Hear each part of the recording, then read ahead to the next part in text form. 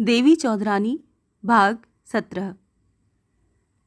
बजरा पानी को चीरता हुआ तीर की तरह उड़ा जा रहा था। उसकी तेज गति से भयंकर शब्द हो रहा था। रंगराज बाहर द्वार से पीठ लगाकर बैठ गए। उस समय बाहर से सतर्क रहने की आवश्यकता थी, क्योंकि बजरा बहुत ही तीव्र गति से भागा जा रहा था। देवा देवी के पास चली गई। निशी वहीं बैठी रही। साहब सोच रहे थे कि अब डाकुओं से छुटकारा कैसे मिले। वो उन्हें पकड़ने आए थे, उन्हीं के हाथों पकड़े गए। अब कलेक्टर को क्या मुंह दिखाएंगे। हरिबल्लभ निशी के पास बैठे थे। निशी बोली, आप थोड़ा लेट लीजिए, थक गए होंगे। आज नींद नहीं आएगी। आज ना आएगी तो कब आएगी? क्यों, फिर क्या होगा? आप देवी चौधरानी को पकड़वाने आए थे ना? देवी पकड़ी जाती तो क्या होता जानते हो? उन्हें फांसी दी जाती। वही आपके साथ किया जाएगा। हैं? फांसी?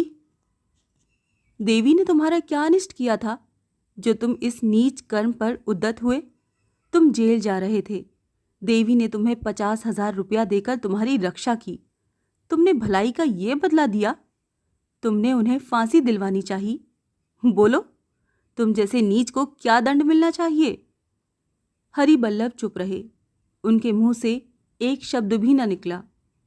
निशी बोली, इसीलिए कहती हूं सो लो, फिर सोना न मिलेगा। नौका कहाँ जा रही है जानते हो? हरिबल्लभ में बोलने की शक्ति नहीं थी। उन्होंने निराश दृष्टि से निशी की ओर देखा। अब हम लोग शमशान में जा रहे हैं। वहां जाकर साहब को फांसी दी जाएगी। और जानते हो तुम्हारे लिए क्या आज्ञा हुई है देवी की? हरिबल्लभ हाथ जोड़कर बोला, मुझे बचा लो, मुझे फांसी न देना, मेरी ब्राह्मणी रोएगी। कौन तुम पापी को बचाएगा? तुम्हें तो सूली पर चढ़ाया जाएगा। हरिबल्लभ फफक फफक कर रोने लगा। आंधी के भीषण नाद में उनके रोने की आवाज किसी ने न सुनी। साहब उनका रोना सुनकर बोले, रो मत बेवकूफ, मरना तो एक ही बार है, क्या रोज रोज मरेगा? हरिबल्लभ रोते हुए निशी से बोले, क्या तुम मेरी रक्षा नहीं कर सकती? तुम्हारे जैसे पापी को बचाकर कौन पाप का भागीदार बने? जो अपराध तुमने किया है उसके लिए उनसे कौन दया की भीख मांगे? परंतु हमारी रानी बड़ी दयालु हैं। मैं 1,00,000 रुपया दूंगा। तुम मुझे तो कहते हुए लज्जा नहीं आती? 50,000 रुपए के लिए तो तुमने ये कृतज्ञता बरती, अब 1,00,000 रुपए की बात हाँकते हो। मुझसे जो कहोगी वही करूंगा, परंतु मेरी जान बचाओ। निशी सोचकर बोली, एक काम निकल सकता है, परंतु नहीं, मैं तुमसे कोई काम नहीं कराऊंगी। तुम्हारे पैर पकड़ता हूं। ये कहकर हरिबल्लभ ने निशी के पैर पकड़ लिए। तुम कृतज्ञ पापी और मुखबिर हो। तुम्हारी बात का विश्वास कैसे किया जाए? तुम जो कसम कहो खाने को तैयार हूं। ब्रजेश्वर के सिर की कसम खा सकते हो? हरिबल्लभ को उस समय अपने प्राणों की पड़ी थी। वो हाथ जोड़कर बोले, ब्रजेश्वर की कसम, तुम जो कहोगी मैं वही करूंगा। तुम तो हमारी मुट्ठी में हो। सुनो, मैं कुलीन परिवार की लड़की हूं। मेरी छोटी बहन के लिए अभी तक वर नहीं मिला है। मैं उसके विवाह की चिंता में हूं। आयु कितनी है उसकी? यही 30 वर्ष होगी। कुलीनों में यही सब कुछ होता है। उसका विवाह न होने से मेरे पिता की जान चली जाएगी। तुम मेरे पिता का उद्धार करो। तुम मेरी बहन से विवाह कर लो। मैं यही कहकर रानी जी से तुम्हारे प्राणों की भिक्षा मांग सकती हूँ। हरिबल्लभ के कुछ सांस में सांस आई, परंतु साथ ही गृहिणी का ध्यान आया तो वो कांप उठे। उन्होंने सोचा, नई ब्राह्मणी को लेकर घर गए तो वो घर में घुसने नहीं देगी। फिर भी हरिबल्लभ प्राणों के लोभ से बोले, ये कौन बड़ी बात है? कुलीनों की जान बचाना कुलीनों का धर्म है। पर मैं वृद्ध हूँ। मेरी आयु क्या विवाह करने की है? मेरा लड़का विवाह कर ले तो क्या काम न चलेगा? वो राजी हो तो उनसे भी काम चल सकता है। मैं उससे कहूँगा तो वो राजी क्यों न होगा? तब आप उन्हें ही आज्ञा दें। मैं आपको पालकी मंगाकर घर भेज दूंगी। आप घर पहुंचकर बहू भात का प्रबंध करें। हम ब्याह करके बहू को उनके साथ भेज देंगी। हरिबल्लभ कहाँ सूली पर चढ़ रहे थे और कहाँ बहू भात की तैयारी का काम उन्हें मिल गया। वो बोले, रानी जी से ये सब बातें कर लो, मुझे इसमें कोई आपत्ति नहीं है। मैं जा रही हूँ, कहकर निशी कमरे में चली गई। उसके जाने पर साहब हरिबल्लभ से बोले, वो स्त्री तुमसे क्या क्या बातें कर रही थी? कोई विशेष बात नहीं की उसने। तो तुम रो क्यों रहे थे? कहाँ रो रहा था मैं तो हंस रहा था। ये कहकर हरिबल्लभ ने हंसने का प्रयास किया। निशी से देवी ने पूछा, ससुर जी से तुम क्या बातें कर रही थी अभी? देख रही थी कि मैं तुम्हारी सास बन सकती हूं या नहीं। निशी, तुमने अपना सर्वस्व श्री कृष्ण को समर्पण कर दिया है, परंतु देखती हूं फिर भी उपहास अपने लिए बचा रखा है। देवता को अच्छी चीजें ही देनी चाहिए, खराब चीजें नहीं। आंधी रुकने पर नाव किनारे से जा लगी। देवी ने देखा प्रभात बेला आ गई थी। वो निशी से बोली, निशी, आज का ये प्रभात देख रही हो, कितना सुहावना है। निशी ने मुस्कुरा कर कहा, आज तुम्हारा अवसान और मेरा उदय हुआ है। मेरा अवसान ही मेरा सुप्रभात है। आज चौधरानी का सुप्रभात है, क्योंकि आज उसका अवसान है। अवसान में ही जीवन का उत्थान होता है। निशी, आज मेरे जीवन को वास्तविक शांति प्राप्त हुई है। आज मेरे हृदय की जलन शांत हुई। निशी मौन रही, फिर कुछ ठहर कर बोली, आज देवी मर गई, प्रफुल्ल ससुराल जा रही है। उसमें अभी देर है, तुम नाव बांधने को कहो। निशी ने मांझियों को बजरा किनारे बांधने की आज्ञा दी। देवी ने कहा, रंगराज से पूछो हम कहाँ पहुँचे। यहाँ से रंगपुर और भूतनाथ कितनी दूर हैं? रंगराज ने बताया, रंगपुर का यहाँ से कई दिन का रास्ता है, भूतनाथ 1 दिन में पहुँचा जा सकता है। देवी निशी से बोली, ससुर जी को स्नान के बहाने बजरे से नीचे भेज दो। देवा बोली, इतनी क्या शीघ्रता है? निशी रंगराज को बुलाकर हरिबल्लभ को सुनाती हुई बोली, साहब को फांसी देनी होगी। ब्राह्मण को अब फांसी नहीं दी जाएगी, उसे स्नान के लिए भेज दो। हरिबल्लभ ने पूछा, मेरे लिए रानी जी की क्या आज्ञा है? मेरी प्रार्थना स्वीकार हो गई है, तुम स्नान करने जाओ। रंगराज ने प्रबंध करके हरिबल्लभ को स्नान करने के लिए बजरे से नीचे उतार दिया। देवी निशी से बोली, साहब को भी छोड़ देने को कहो, वो रंगपुर लौट जाएं। उन्हें 100 मोहरें दे दो।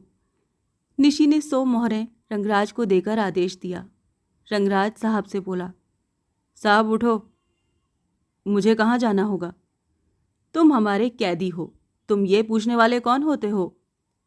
साहब चुपचाप रंगराज के पीछे पीछे चल दिए। वो चलकर उसी घाट से गुजरे जिस पर हरिबल्लभ स्नान कर रहे थे। उन्होंने रंगराज से पूछा, साहब को कहाँ ले जा रहे हो? इस सामने वाले जंगल में। वहाँ ले जाकर इनका क्या करोगे? जंगल में ले जाकर इनको फांसी दी जाएगी। हरिबल्लभ कांप उठे। वो गायत्री का जाप भूल गए, फिर संध्या भी ठीक से नहीं कर सके। जंगल में ले जाकर रंगराज साहब से बोले, हम लोग किसी को फांसी नहीं देते और न ही हम कहीं डाका डालते हैं। देवी जी ने आज तक अपने जीवन में कभी कोई डाका नहीं डाला। तुम सीधे अपने घर लौट जाओ, हमारे पीछे न लगना। जाओ, तुम्हें मुक्त किया। फिर पूछा, मगर रंगपुर यहाँ से दूर है, जाओगे कैसे? जैसे भी होगा चला जाऊंगा। नाव ले लेना या गांव में जाकर घोड़ा खरीद लेना या पालकी कर लेना। ये लो, रानी जी ने तुम्हें ये 100 मोहरें मार्ग व्यय के लिए दी हैं। साहब देवी का ये व्यवहार देखकर आश्चर्यचकित रह गए। उन्होंने केवल 5 मोहरें लीं और बोले, इनसे मेरा काम चल जाएगा, मैं ये ऋण ले रहा हूँ। हम लेने आए तो अदा कर देना। तुम्हारा कोई सिपाही घायल हुआ हो या मर गया हो तो सूचना देना। क्यों? रानी उसकी सहायता करेंगी। साहब को विश्वास न हुआ। वो कुछ कहे बिना ही वहां से चुपचाप चले गए।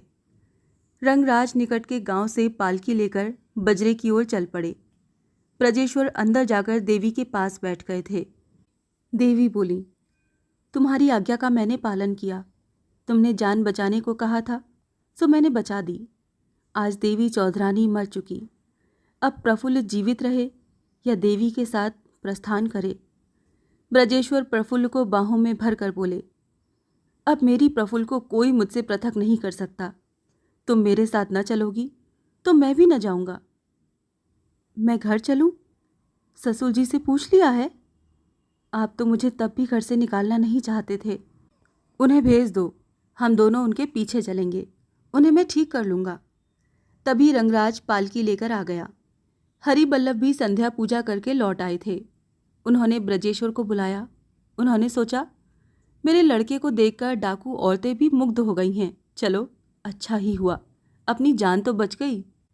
वो ब्रजेश्वर से बोले, ब्रज, तुम यहाँ कैसे आए? खैर, ये बात बाद में होगी। मैंने इन लोगों को एक वचन दिया है, वो तुम्हें पूरा करना होगा। निशी ठकुरानी कुलीन परिवार से हैं। इनके पिता को अपनी पुत्री के लिए वर नहीं मिल रहा है। उनकी जान जा रही है। कुलीनों की जान बचाना कुलीनों का धर्म है। मेरी इच्छा है कि तुम इनका उद्धार करो। तुम इनकी बहन से विवाह कर लो। इसकी बहन से विवाह कर लूं? कुछ समझा नहीं। निशी को हंसी आ गई, परंतु वो गंभीर बनी रही। हरिबल्लभ बोले, मेरे लिए पालकी आ गई है। मैं घर जाकर बहू भात का प्रबंध करूंगा। तुम विवाह करके बहू को लेकर घर आना। हरिबल्लभ ने प्रस्थान किया। उन्होंने पालकी पर चढ़कर दीर्घ श्वास ली और मन में सोचा, चलो, जान तो बची। हरिबल्लभ के चले जाने पर ब्रजेश्वर ने निशी से पूछा, ये सब क्या गोलमाल हुआ? तुम्हारी बहन कौन है? नहीं जानते? उसका नाम प्रफुल्ल है। ब्रजेश्वर बोले, निशी, मैंने तुम्हारी सब बातें सुनी थीं, परंतु मैं इस प्रकार का छल नहीं करूंगा। मैं प्रफुल्ल को लेकर घर जाऊंगा और वहां पिताजी से सब बातें खोल कर कहूंगा। क्या तुम्हारे पिता देवी चौधरानी को घर में घुसने देंगे? देवी बोली, देवी चौधरानी की मृत्यु हो चुकी। अब प्रफुल्ल की बात करो निशी। प्रफुल्ल को ही क्या वो घर में घुसने देंगे? प्रफुल्ल को तो उन्होंने पहले ही घर से निकाल दिया था। ये सब मुझे देखना है निशी, अन्य किसी को नहीं। अब प्रफुल्ल को मुझसे पृथक करने वाली कोई शक्ति नहीं है। ब्रजेश्वर वहीं रहेगा जहां प्रफुल्ल रहेगी। ब्रजेश्वर के इन शब्दों को सुनकर देवी, दिवा और निशी को असीम शांति प्राप्त हुई। सभी लोग भूतनाथ के घाट पर पहुंचे। घाट पर बजरा लगते ही गांव वाले ब्रजेश्वर की नई बहू को देखने के लिए उतावले हो उठे। गांव की स्त्रियां उसे देखने दौड़ी। बहू को देखने के लिए भीड़ लग गई। सास ने घूंघट उठाकर बहू का मुंह देखा तो चौंकी, परंतु बोली, बहू बहुत अच्छी है। उनकी आंखों में पानी भर आया। इससे आगे की कहानी जानने के लिए सुनिए देवी चौधरानी का अंतिम भाग।